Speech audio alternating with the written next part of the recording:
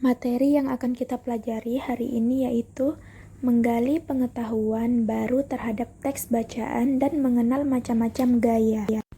Pernahkah kalian mendengar kalimat Bhinneka Tunggal Ika? Ya, kalimat tersebut terdapat pada Garuda Pancasila.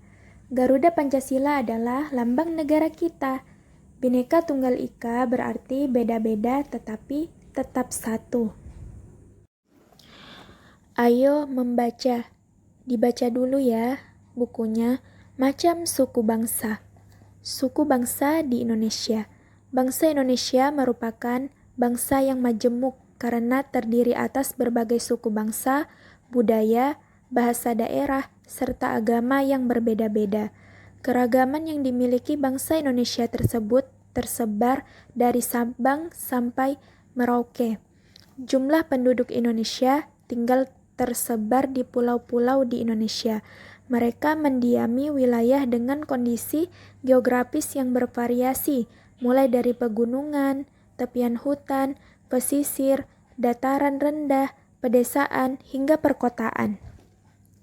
Berdasarkan hasil sensus Badan Pusat Statistik atau BPS tahun 2010, bangsa Indonesia terdiri atas 1.331 suku. Berdasarkan sensus itu pula, suku bangsa terbesar adalah suku Jawa yang meliputi 40,2% dari penduduk Indonesia. Sebagian besar penduduk suku Jawa tinggal di Pulau Jawa, terutama Jawa Tengah, Jawa Timur, Yogyakarta, dan sebagian Jawa Barat. Suku Sunda, suku Melayu, dan suku Madura merupakan kelompok terbesar berikutnya.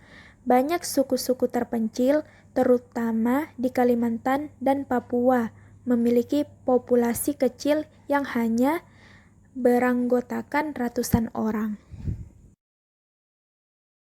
Setelah kita membaca teks bacaan suku bangsa di Indonesia tadi, adakah kata sulit yang kalian temukan pada bacaan tersebut? Kemudian tuliskan pokok pikiran pada setiap paragraf pada teks tersebut. Dan berapakah jumlah paragraf yang ada pada teks? Cara menentukan pokok pikiran pada paragraf sebagai berikut. Yang pertama, membaca seluruh kalimat dalam paragraf. Yang kedua, menandai kalimat awal, akhir, atau kalimat awal dan kalimat akhir paragraf. Yang ketiga, menandai pikiran pokok yang terdapat di awal, akhir, atau kalimat awal dan akhir pada paragraf. Kita lanjutkan perbedaan kebiasaan dan cara hidup. Salah satu perbedaan cara hidup adalah alat transportasi. Berikut ini beberapa transportasi tradisional di berbagai daerah. Ada kuda bendi, ada ojek sepeda, ada becak, ada dokar, ada andong, dan pedati. Apakah di tempat kalian masih dijumpai alat transportasi yang ada di gambar tersebut? Ya. Perhatikan lagi gambar bendi, pedati, sapi, dan pedati kerbau. Dapatkah kalian melihat persamaan dari ketiga alat transportasi tradisional tersebut? Ya, ada banyak persamaan ya ketiga alat transportasi tersebut. Salah satunya menggunakan binatang yang sama-sama menarik beban berupa bendi atau pedati.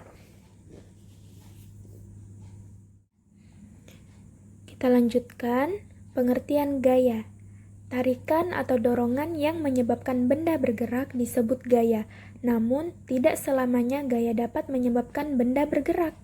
Gaya tidak dapat dilihat, kita hanya dapat melihat akibat atau pengaruh adanya gaya pada suatu benda. Macam-macam gaya. Yang pertama, gaya dorong. Gaya dorong adalah gaya yang muncul dari gerakan mendorong suatu benda. Contohnya, mendorong mobil. Yang kedua, gaya listrik. Gaya listrik adalah gaya yang ditimbulkan oleh benda-benda yang bermuatan listrik. Contohnya, lampu. Yang ketiga, gaya magnet.